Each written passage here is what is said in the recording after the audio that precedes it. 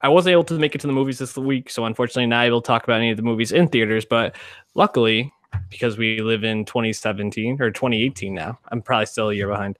Uh, we can watch movies at home, and HBO has been dropping some pretty quality content, or at least interesting movies to watch, with Paterno and Andre the Giant documentary, produced by The Ringer, which we both are avid readers and consumers of. Why don't we start talking about Paterno, though? Barry Levinson directed a project that's been in the works for 5 years now. Was rumored to have Pacino in 2013.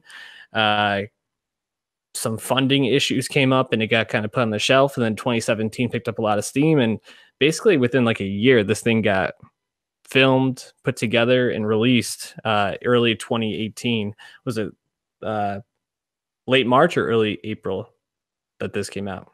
This month, April. So it was early April that this dropped. Stars Joe Paterno. Stars Al Pacino as Joe Paterno. Obviously, so impressive if he was in it. Yeah, very impressive. I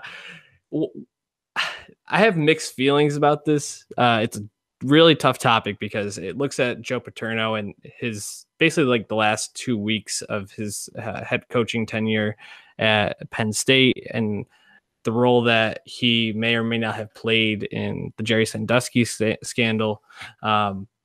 I thought Pacino was okay. It's hard for me to see Pacino as anything but Pacino, I feel like, at this point, but overall a decent watch. What was your just overall impression of this movie?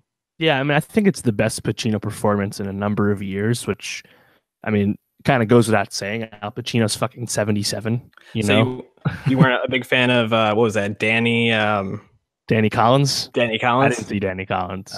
Okay. I remember 88 Minutes was like fucking horrible, apparently. Like he hasn't had too much great stuff lately. Hopefully The Irishman's really good next year. Looking forward to that. I mean, Al Pacino 77, Barry Levinson 76, Mm-hmm. Barry Levinson's big run was in the 80s when it was The Natural and Good Morning Vietnam, and then he wins Best Director for Rain Man. Barry Levinson's time in the sun was a while ago too.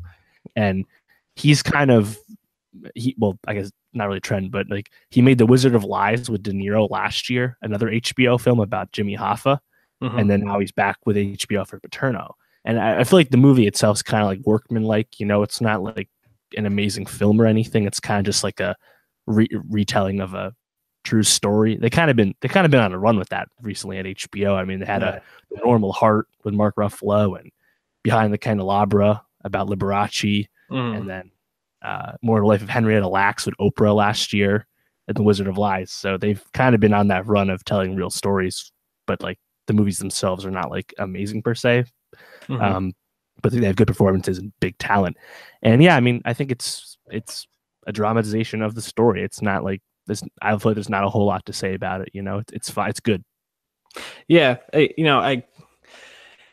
so it's a tough topic to talk about, but I felt like the way that they tried to humanize Joe Paterno's part in this is kind of near the end where, I guess, spoiler alert, he has like this bad dream about like in the 70s, there was a time when supposedly he left his children with Jerry Sandusky while he was getting ready for a game. And like, what if something happened then? And the kids both say that nothing happened, but like he has this bad dream about it and like wakes up and like screaming.